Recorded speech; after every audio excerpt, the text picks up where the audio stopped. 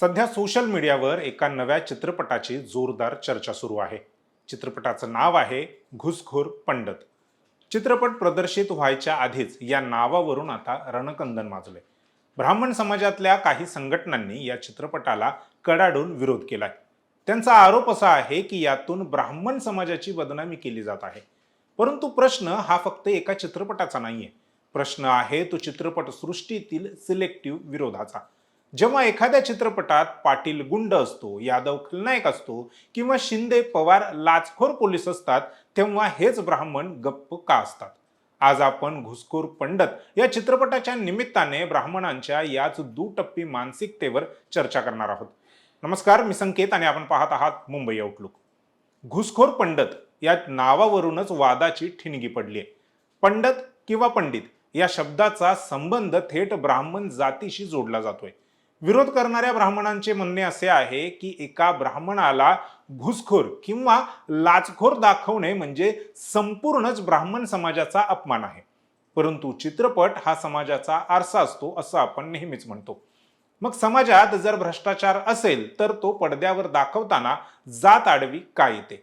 आजवर शेकडो ब्राह्मणांना आदर्शवादी, बुद्धिमान आणि शाकाहारी सात्विक रूपातच पाहण्याची प्रेक्षकांना सवय लागली आहे. पण जेव्हा त्याच चौकटीला छेद देणारा एखादा चित्रपट येतो तेव्हा मात्र यांचा तिळपापड होतो. महाराष्ट्राच्या राजकारणात आणि समाजकारणात पाटील हे आडनाव सन्मानाचे मानले जाते. परंतु मराठी चित्रपट सृष्टीने पाटलांना कसं रंगवलंय? जुन्या काळातील चित्रपटात गावातील जुलमी सावकार पाटील असायचा. अगदी अलीकडच्या दुनियादारी चित्रपटाचं उदाहरण घ्या. कॉलेजमधली दादागिरी करणारा गुंड प्रवृत्तीचा मुलगा कोण दाखवलाय? दिग्या, दिगंबर शंकर पाटील. आणि अभ्यासू चांगल्या घरातला गुंडगिरी, मारामारी यांपासून दूर असलेला कोण? तर तो ब्राह्मण. इतकंच कशाला, उत्तर प्रदेश आणि बिहारमध्ये यादव जातीला गुंड, बाहुबली किंवा भ्रष्ट राजकारणी म्हणून दाखवण्याची एक फॅशनच बॉलिवूडमध्ये रूढ झाली आहे. गंगाजल असो किंवा शूल, यादवांना नेहमीच खलनायक म्हणून प्रोजेक्ट केलं गेलंय. जेव्हा पाटलांना गुंड दाखवलं जातं किंवा यादवांना विलन बनवलं जातं तेव्हा हीच ब्राह्मण मंडळी चित्रपटगृहामध्ये जाऊन शिट्ट्या वाजवतात, तो चित्रपट एन्जॉय करतात. तेव्हा त्यांना कोणत्याही जातीची बदनामी दिसत नाही. मग आज पंडित या एका शब्दावर इतका आक्षेप का?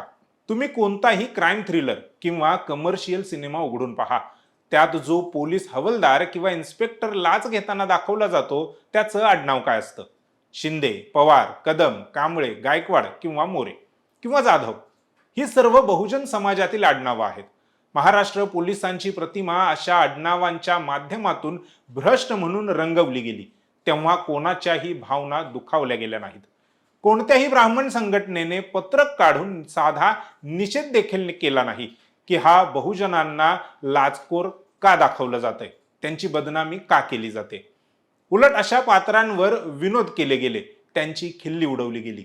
परंतु जेव्हा स्वतःच्या समाजावर, जातीवर बोलायची वेळ येते तेव्हा मात्र हे धोरण बदलतं.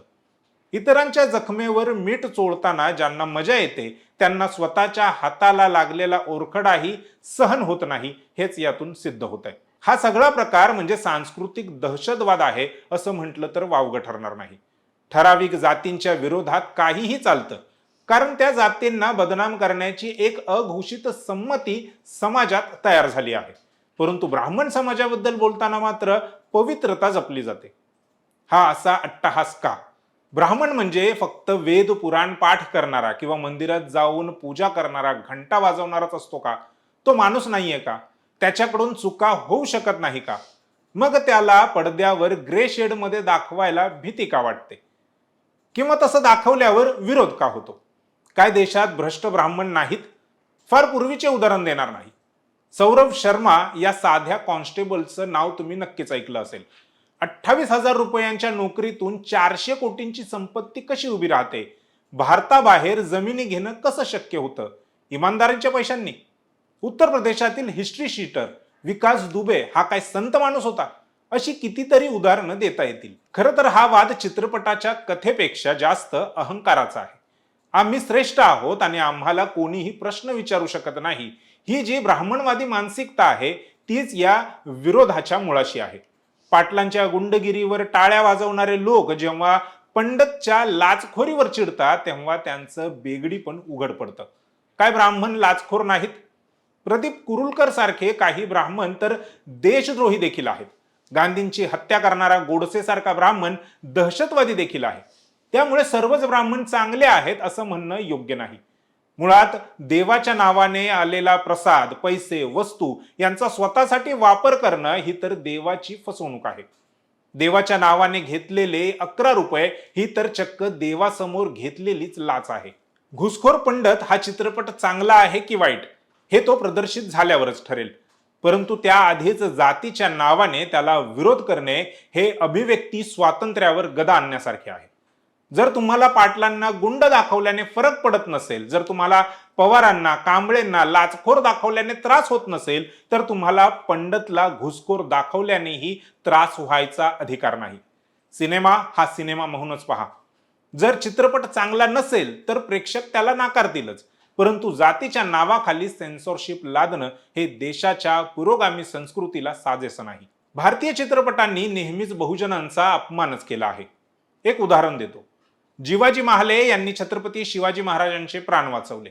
त्यानंतर एक म्हण प्रचलित केली गेली, होता जिवा म्हणून वाचला शिवा. इथे होते जिवाजी म्हणून वाचले शिवाजी असं म्हणता येऊ शकलं असतं. पुढे जीवा शिवाची बैल जोड असं गाणं आलं. हा छत्रपती शिवाजी महाराजांचा अपमान नाही का? यावर बरं कोणी नाही बोललं. चित्रपट सृष्टी खरंच ब्राह्मणांना टार्गेट करते का? आणि हा विरोध रास्त आहे का की दुटप्पीपणा? तुमच्या प्रतिक्रिया आम्हाला कमेंट बॉक्समध्ये नक्की कळवा.